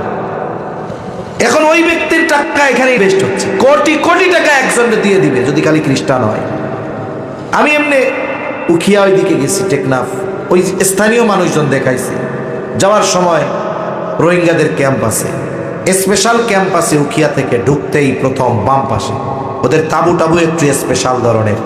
বলতেছে, হুজুর এই জায়গায় তাবু পায় তারা কারা? বলে, যারা খ্রিস্টান ধর্ম গ্রহণ করে, ইসলাম ত্যাগ করে এখানে শুধু থাকবে তা না, এদেরকে ইউরোপ আমেরিকায় পাঠায়া দেওয়ার, সেটেল করার ব্যবস্থা ওদের। এখন ওদেরকে যে ফ্যাসিলিটি দিয়ে ইমান কিনছে, আমরা কতটুকু পারবো? এজন্য মানুষ অভাবের কারণে অনেক সময় ইমান বিক্রয় করে ফেলে। একটা কথা বলে না, অভাবে স্বভাব নষ্ট। এজন্য আমার আপনার পাশে অনেক অপরাধী আছে যে সে শখে অপরাধে জড়াইছে এমন না, বরং তার অপরাধে জড়ানোর পেছনে কারণ ছিল অভাব। ঠিক না? আছে না এরকম অনেকে? সেজন্য যারা সামর্থ্যবান এদের খেয়াল করা দরকার। এক এলাকায় যদি একটা মোটামুটি মানের চোর থাকে, ওই এলাকার শান্তি নষ্ট হওয়ার জন্য যথেষ্ট। ঠিক না? এখন আমরা কি করলাম? এই চোরকে ধইরা চুরির অপরাধে থানায় দিলাম, ওরে জেলে দেওয়া হইল। এখন ওইখানে গিয়া সে তো ডাকাতদের সোহবত পাইছে। হ্যাঁ, এখনো বাইরে হইয়া হইছে কি ডাকাত। এবার ডাকাতি করে আবার ধরা গেছে, আবার ওরে জেলখানায় দেওয়া হয়েছে। এবার মোটামুটি একটু আপগ্রেড, প্রমোশন হয়েছে, ওইখানে গিয়া বড় নেতা টেতাও পাইছে। এইবার দেখবেন ওই ডাকাতি করে জেলে ঢুকছে, বাইর হবে নেতা হয়ে। এরপরে আবার মনে করেন কোনো কারণে জেলখানায় গেল, এইবার বাইর হইয়া এমপি সাহেব হইয়া যেতে পারে। কথা বোঝেন না? এদেশে এজন্য আমাদের দেশে অধিকাংশ, অল্প কিছু বাদে যত সদস্য আছে, নেতা আছে, এগুলোর ব্যাকগ্রাউন্ড যদি খোঁজ নেন, এক সময় চুরি করে বেড়াইত।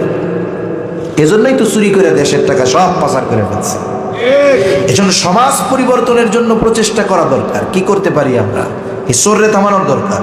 এবার অভ্যাস যদি চলতে থাকে, একের পর এক বাড়বে। এখন কি করব? 100 জন, 100 পরিবার আছে এলাকায়, 1000 টাকা করে উঠান। যার সামর্থ্য আছে বেশি দেন, যার সামর্থ্য নাই সে কম দেন। উঠছে কত? বলে লাখখানিক টাকা উঠছে। অনেক মানুষ আছে 1 লাখের বেশি জাকাতি তার আছে না এরকম? এবার আপনি টাকাটা দিলেন, এরপরে প্রথমে কি করবেন? ওর তো সংসার আছে, ওরে দেন 3 চিল্লায় পাঠাইয়া। ও যেই কয়দিন 3 চিল্লায় থাকবে, ওর পরিবারের খরচ আপনারা চালান। ওইখানে খরচ 10,000, মনে করেন এইখানে খরচ 15,000, 25,000 গেছে, আছে আরো 75,000। এবার ও যে 4 মাস ভালো মানুষের সাথে থাকছে, অবশ্যই ওর পরিবর্তন হবে। ঠিক কিনা বলেন? এরপরে ওই এলাকা আসছে, সুন্দর মতো গণ্যমান্য ওলামায়ে কেরামরে ডাক দিয়া ওরে ৬০-৭০ হাজার টাকা দিয়ে একটা রিক্সা কিনে দেন, নসিহত করে ছেড়ে দেন যে হ্যাঁ তোমার কাজ ইনকাম করবা, মাসে মাসে 3 দিন যাবা, ওলামায়ে কেরামের সোহবতে থাকবা। এই যে দেখুন আমাদের 10-এর প্রচেষ্টায় একজনের পরিবর্তন হলো, আর এই কারণে এলাকায় শান্তি হলো, লোকটা অপরাধ থেকে বাঁচলো। কিয়ামতের দিন আল্লাহর সামনে জবাবদিহিতার কাঠগড়ায় আর আমাদের দাঁড়ানো লাগলো না। তাইলে আমি আপনি সামর্থ্যবান, আমার আপনার প্রতিবেশী যদি অন্যায়ের কারণে, অভাবের কারণে পাপের পথে চলে যায়, আর আমি আপনি নামাজ রোজা হজ যাকাত করে এই সুরসুর করে জান্নাতে চলে যাব, না না, এই জবাবদিহিতা আল্লাহর সামনে দেওয়া লাগবে কি লাগবে না? এই জন্য এই বিষয়গুলো আমাদের খেয়াল করা দরকার। এবার মহিলা অভাবের কারণে কিফিলের শর্তে রাজি হয়ে গেল। নির্ধারিত দিনে জালেম কিফিল মহিলার বাড়িতে হাজির। হাদিসের মধ্যে আসছে সে একেবারে জিনা করার জন্য প্রস্তুত। মহিলার উপরে সে চেপে বসছে, আর মহিলার চেহারা ঘুরায় রাখছে, আর থরথর করে কাঁপে, কান্না করে। একজন গেছে ফুর্তি করার জন্য, আরেকজন এরকম করে। এখন কিফিল বলে এমন জ্ঞান, আমি কি তোমার জোর জবরদস্ত করছি নাকি? মহিলা কাপা কণ্ঠে কিফিল রে বলে, কিফিল আমি জীবনে এই ধরনের পাপ করি নাই, আমি আল্লাহর ভয়ে কাঁপতেছি, আল্লাহর ভয়ে কান্না করতেছি, আমি জীবনে এমন কোন পাপে জড়াই নাই। কিফিল বলে তাহলে কেন রাজি হইলা? বলে আমার অভাব। মহিলাকে আবার জিজ্ঞাসা করে, তুমি কোনোদিন এমন পাপে জড়াও নাই? বলে না। অভাবের কারণেই? বলে না। আল্লাহর ভয়ে কান্না করতেছে কিফিল। মহিলা হয়তো মহিলা চিন্তা করে, আমার আজ রাত যদি শেষ রাত হয়ে যায়, এর সাথে জিনা করার পর যদি মারা যায়, তাহলে আমাকে তো আল্লাহর সামনে ব্যভিচারিণী অবস্থায় উঠতে হবে। কিফিলের কানে আওয়াজ গেছে, আল্লাহর ভয়ে কান্না করি। কিফিল হয়তো চিন্তা করতেছে, আরে এই মহিলা অভাবের কারণে পাপ করতে বাধ্য হচ্ছে, তবে এখনো করে নাই, আর আমাকে তো পাপ করতে কেউ বাধ্য করে নাই, আমি তো পাপকে আমার আনন্দের উপকরণ বানায় নিয়েছি। এর চিন্তা যদি এমন হয়, আমার চিন্তা কেমন হওয়া দরকার? হয়তো এই চিন্তা তাকে জীবন পরিবর্তনের পথ দেখায় দিল। উপর থেকে উঠে গেছে কিফিল, কাপড় পরিধান করে নিল। হাদিসের মধ্যে আসছে 60 দিরহাম কর্জ দিয়েছিল মহিলারে। মহিলাকে বলে, মহিলা যাও, আমি তোমাকে ওই 60 দিরহাম সাদকা করে দিলাম, মাফ করে দিলাম, আর আল্লাহর শপথ আমি আর কখনো আল্লাহর নাফরমানি করব না। একেবারে খালেস তওবা কইরা কিফিল বাড়িতে চলে গেছে। ঘটনাক্রমে ওই রাত ছিল জীবনের শেষ রাত কিফিলের জন্য।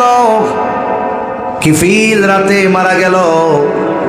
পরের দিন কিফিলের মৃত্যু সংবাদ মানুষেরা আনন্দ শুরু করে দিয়েছে, কারণ জালেমের মৃত্যুতে মানুষ ইন্না লিল্লাহ কইতে ভুলা গেলেও আলহামদুলিল্লাহ বলতে ভুলে না। এরকম অনেক মানুষ মারা যায় না, সারা মরার পরে আলহামদুলিল্লাহ বলে। ফেসবুকে মাঝে মধ্যে দেখি যুবক মারা গেছে, হ্যাঁ একেবারে সুদর্শন চেহারা, মোটরসাইকেল অ্যাক্সিডেন্টে শেষ। এখন চিন্তা করি, আরে কোন মায়ের সন্তান গেল, কোন বাপ এই দেহটা কাঁধে নিবে? কারণ বাবার কাঁধে সন্তানের লাশের চাইতে ভারী দুনিয়ার কিছু নেই। খুললাম যে মানুষ দেখি কি বলে, হায় হায় ইন্না লিল্লাহ তো লেখেই না, সব দিয়ে আলহামদুলিল্লাহ। আরো কয়জন লেখে আরো আগে মরলে ভালো হইতো, আল্লাহ বাঁচাইছে। তার মানে কি? তার আচার আচরণ, মানুষের সাথে ব্যবহার, এতে মানুষ অতিষ্ঠ হয়ে গেছে তার জুলুমে। এজন্য তার মৃত্যুতে মানুষ কষ্ট পাচ্ছে না, আনন্দে আলহামদুলিল্লাহ বলতেছে। কেমন জীবন! আল্লাহ এমন জীবন কাউরে না দিক, বলি আমিন। এজন্য কবি কত সুন্দর কথা বলে, তুমি যেদিন এসেছিলে ভবে, কেঁদেছিলে তুমি, হেসেছিল সবে, এমন জীবন তুমি করিও গঠন, মরণে হাসিবে তুমি, কাঁদিবে ভুবন। আল্লাহ আমাদের এমন জীবন দান করেন, বলি আমিন। মানুষেরা তো আনন্দ করতেছে, জালেম মরছে ভালো হইছে, কিন্তু কিফিল যে তওবা করেছে, তওবার খবর কেউ না জানলেও জানে কে? আল্লাহ তাআলা তো তারে মাফ করে দিয়েছে। কুদরতি ভাবে আল্লাহ তাআলা কিফিলের দরজার উপরে লিখে দিয়েছেন, ইন্নাল্লাহা ক্বাদ গাফারা লিল কিফিল রে তোমরা জালেম বলিও না, আল্লাহ তাআলা কিফিল রে মাফ করে দিয়েছে। তাহলে চিন্তা করে দেখেন, এমন জালেম, এমন কোনো পাপ নাই সে করে নাই, মহিলার একটা কথা আল্লাহর ভয়ে কান্না করি, এতটুকু কথা কিফিলের জীবন পরিবর্তনের কারণ হয়ে গেছে। হতে পারে ওই লোক রাতে যখন হিসাব করবে, আরে আমার আজকের দিনে গোনা বেশি, যদি বিগত হায়াত এমন হয় আল্লাহর সামনে গোনার পাহাড় নিয়ে আমাকে দাঁড়ানো লাগবে, হয়তো এই চিন্তা, এই ভয় তাকে তাওবার ব্যাপারে উদ্বুদ্ধ করবে। হয়তো রাতের বেলা একাকী আল্লাহ তাআলার কাছে বলবে, আল্লাহ অতীতে যত গুনাহ করেছি মাফ চাই, আর করব না, ভবিষ্যতে আর করব না। আল্লাহ তাআলার কাছে হয়তো খালেস ভাবে মাফ চাইবে। যদি হয়ে যায় ওই রাত তার জীবনের শেষ রাত, তাহলে আগামী দিন কিয়ামতের ময়দানে গোনা শূন্য নেকে ভরপুর আমলনামা নিয়ে সে আল্লাহর সামনে হাজির হবে। এজন্য আমাদের প্রতিটা রাত হবে আমাদের আখিরাতের হিসাবের রাত। 3-4-5 মিনিট দরকার। যদি আমি হিসাবটা কন্টিনিউ করি, ওই যে ব্যবসায়ী যেমন হিসাবের পরে সিদ্ধান্ত নেয় আগামী দিন ব্যবসা কিভাবে হবে, আমি যদি হিসাব করি আমার কর্ম আজকে কেমন হলো, তাহলে আগামীকাল আমি কিভাবে চলবো, এই রাতের বেলায় আমার মধ্যে একটা পরিকল্পনা আসবে যে না, আগামী দিন আমার ভালো কাজ করতে হবে, গুনার থেকে বাঁচতে হবে, মানুষের পাশে দাঁড়াতে হবে, বড়দের সাথে ভালো ব্যবহার করতে হবে, কাউকে কথার দ্বারা কষ্ট দেওয়া যাবে না। এভাবে প্ল্যানিং করে আমার জীবন সামনে চলবে। এক সময় কি হবে, ও রাতে হিসাব করবে, হিসাব করতে আইসা দেখবে হায় হায় সগীরা গুনাও খুঁজে পাবে না, সগীরা গুনাও খুঁজে পাবে না। কেমনে বুঝাইতেছি। এখন মনে করেন একজন মানুষ যে ফজর পড়ে, এরপরে যখন জোহর পড়ে, ফজর থেকে জোহর পর্যন্ত যত সগীরা গুনাহ, জোহর পড়লে সব মাফ। আবার আসর পড়লো, বলে জোহর থেকে আসর পর্যন্ত যত সগীরা গুনাহ সব মাফ। আর কবিরা গুনার ব্যাপারে তো সর্বোচ্চ সতর্ক, ও চেষ্টা করবে হবে না, অভ্যাস করলে এক সময় দেখবে গুনাহ হইতেছে না। এরপরে মাগরিব পড়লো, আসর থেকে মাগরিব সগীরা গুনাহ সব মাফ। এরপরে এশা পড়লো, বলে মাগরিব থেকে এশা পর্যন্ত সগীরা গুনাহ সব মাফ। ও তো আল্লাহর খাঁটি বান্দা, ও এশার নামাজ পড়া তো আর খারাপ কাজ করবে না, খাওয়া দাওয়া সেইরা বিছানায় শুবে, এবার হিসাব করবে হায় হায় কবিরা গুনাহ তো নাই, সগীরা গুনাহও খুঁজে পাবে না। সুবহানাল্লাহ। এই ব্যক্তিটাই সফল, এই ব্যক্তিটাই সফল। এজন্য আমরা যদি মুত্তাকি হতে চাই, আমরা আখিরাতের জন্য কি পাঠাচ্ছি এই হিসাব আমাদের করার দরকার আছে না নাই? দৈনিক আমার কর্মের হিসাব করার দরকার আছে না নাই? এই দুইটা জিনিস। আর একটা রোজা, এই রোজা এর মাধ্যমে বান্দা তাকওয়া অর্জন করে। এখন রোজা শুধু না খেয়ে থাকার নাম রোজা নয়, রোজা শুধু না খেয়ে থাকার নাম নয়। আমরা যদি চিন্তা করি শুধু সুবহে সাদিক থেকে একবারে সূর্যাস্ত পর্যন্ত কিছু খাইলাম না, যারা বিবাহিত স্ত্রীর কাছে গেল না রোজাদার, কিন্তু সারাদিন জবানের গুনাহ করছে, হাতের গুনাহ করছে, দোকানদার মিথ্যা কথা কইছে, অন্যান্য যা সব চলছে, বলে এর রোজা হবে না খেয়ে থাকার নামান্তর। রোজার যত ফজিলতের কথা নবীজি বলেছেন, এ সবগুলা থেকে সে বঞ্চিত হবে, কিচ্ছু পাবে না সে, তার কিছুই হবে না। শুধুমাত্র কি হবে, বলে শুধুমাত্র ওই যে টাইনা টুইনা পাশ করার মতো হবে। একজন 133 পাইয়াও পাশ করছে, আর একজন 190, 95, 100 পাইছে, দুইজনেই তো পাশ, ঠিক না? কিন্তু 33 পাইয়া যে পাশ করছে, সে মানুষের সামনে গর্বের সাথে বলবে আমি পাশ করেছি। কত পাইছো? 33। মানুষ না ওইতে তো লজ্জা লাগে না 33 পাইয়া পাশ করছিস?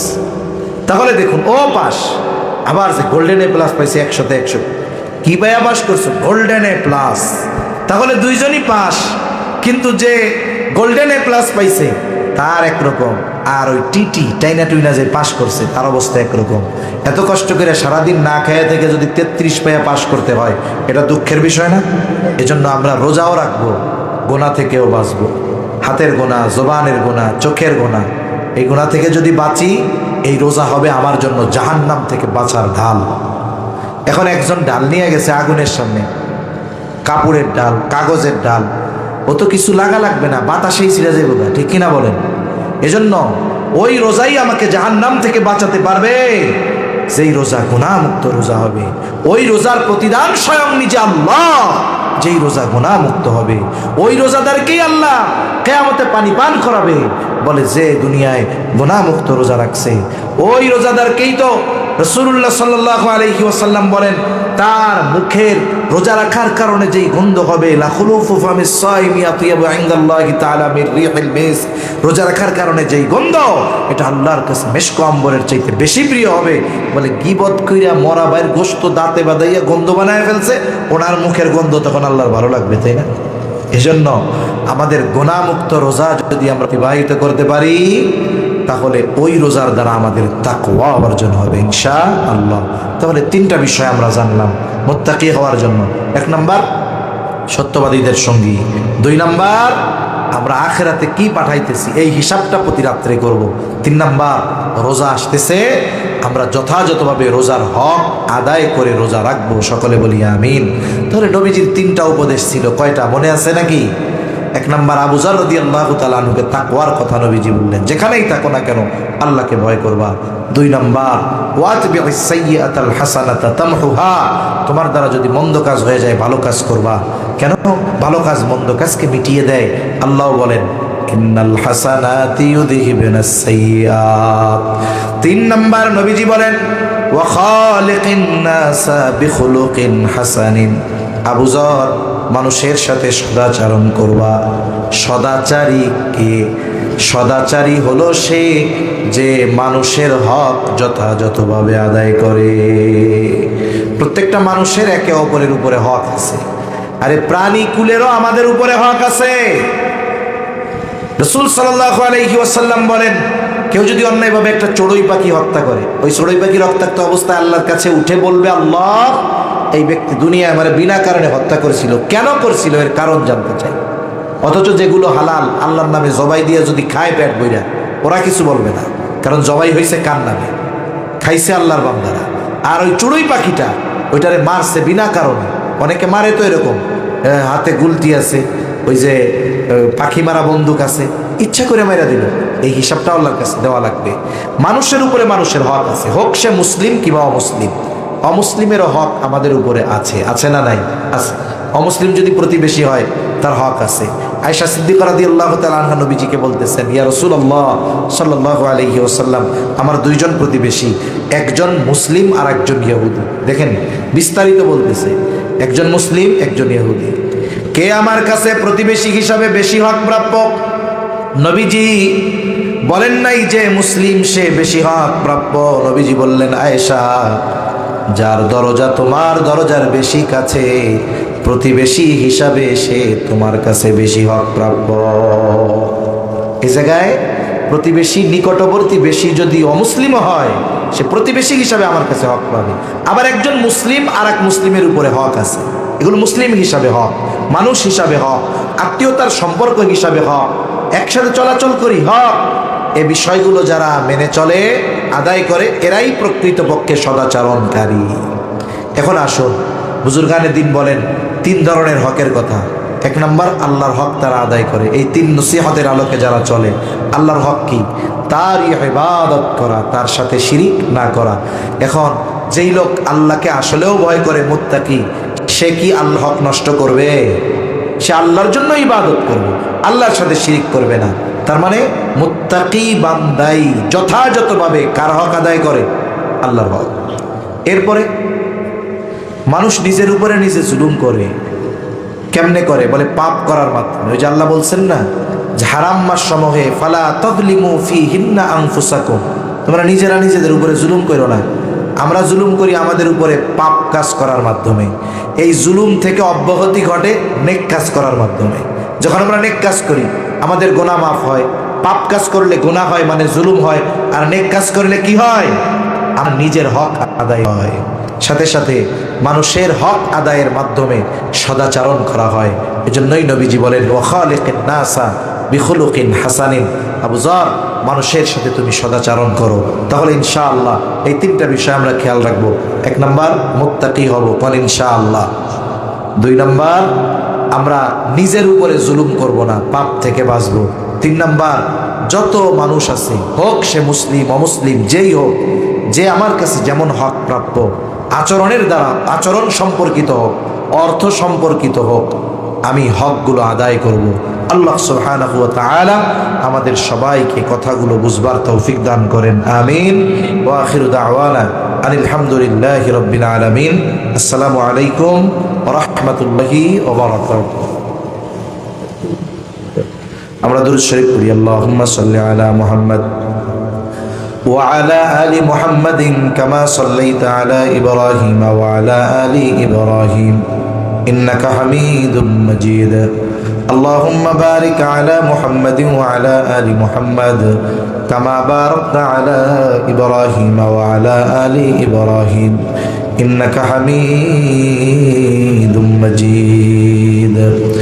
الحمد لله رب العالمين والعاقبة للمتقين والصلاة والسلام على خير خلقه محمد وعلى آله وأصحابه أجمعين.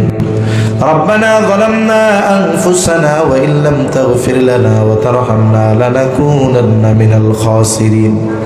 ربنا آتنا في الدنيا حسنة وفي الآخرة حسنة وقنا عذاب النار.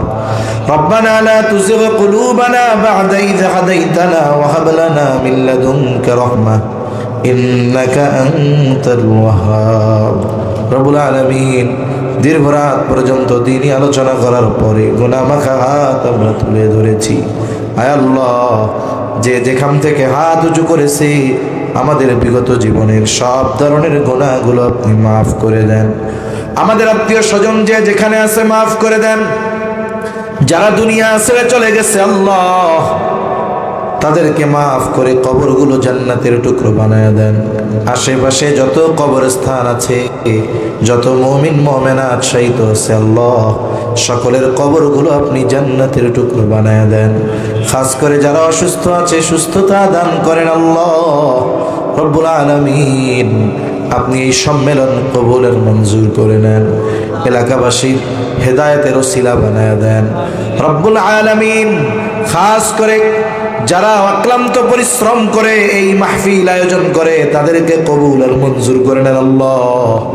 এই মাহফিল কামিয়াবির জন্য যে যেভাবে সহযোগিতা করে আল্লাহ সকলের সকল প্রকার সাহায্য সহযোগিতা আপনি কবুল আর মঞ্জুর করে নেন। সকলের মনের নেক চাওয়া নেক আশা কবুল করে নেন। এই মাহফিল কিয়ামত পর্যন্ত জারি রাখার জিম্মাদারি আল্লাহ আপনি নিয়ে নেন রব্বুল আলামিন। तमाम दुनियार मुसलमानদের জানমাল হেফাজত করেন আল্লাহ। আয় আল্লাহ, ফিলিস্তিনের গাজার মুসলমানদের হেফাজত করেন। तमाम দুনিয়ার মুসলমানদের এক হওয়ার তৌফিক আল্লাহ আপনি দিয়ে দেন রব্বুল আলামিন। খাস করে মাওলা আমাদের একে অপরের প্রতি মহব্বত ভালোবাসা হৃদ্রতা আপনি বাড়ায়া দেন। লোভ হিংসা অহংকার মুক্ত হৃদয় দান করেন আল্লাহ রব্বুল আলামিন। খাস করে অভাবীর অভাব দূর করে দেন, ঋণগ্রস্তের ঋণ পরিশোধের তৌফিক দেন, হারাম হালাল বেঁচে চলার তৌফিক দেন, হালাল রুজি অন্বেষণের তৌফিক দেন। আয় আল্লাহ, আমাদের সকলকে বরকতময় প্রশস্ত রিজিক আল্লাহ আপনি দান করেন রব্বুল আলামিন। ব্যবসায়ী ভাই যারা আছে বরকত দান করেন, সত্যবাদিতা ও আমানতদারিতার সাথে ব্যবসা করার তৌফিক দেন। আয় আল্লাহ, আমাদের সকলকে প্রকৃত মুত্তাকি হওয়ার তৌফিক আল্লাহ আপনি দান করেন। আয় আল্লাহ রব্বুল আলামিন, সৎ সঙ্গ বেশি বেশি গ্রহণ করার তৌফিক দিয়ে দেন আল্লাহ রব্বুল আলামিন। খাস করে প্রবাসে যারা আছে ভালো রাখেন, সুস্থ রাখেন রব্বুল আলামিন। সুস্থতা ও স্বাবলম্বিতার সাথে পুনরায় দেশে ফিরে আসার তৌফিক দিয়ে দেন রব্বুল আলামিন। খাস করে আমরা যারা হাত উঁচু করেছি আমাদের মধ্যে হয়তো অনেকের মা নাই, অনেকের বাবা নাই। আয় আল্লাহ, অনেকে হয়তো নিজের হাতে মোহাব্বতের মা বাবাকে কবরে শোয়া রাখছে। আয় আল্লাহ, গুনার কারণে যদি কারো মা বাবার কবরে আযাব হয়, এখানে উলামায়ে কেরাম আছেন, তালিবুল ইলম আছে, আপনার দাড়ি পাকা বান্দা আছে, যুবক আবেদ আছে, মুসাফির আছে। আল্লাহ, যাকে পছন্দ, যার আমল পছন্দ, তার আমলের ওসিলায় ওই মা বাবা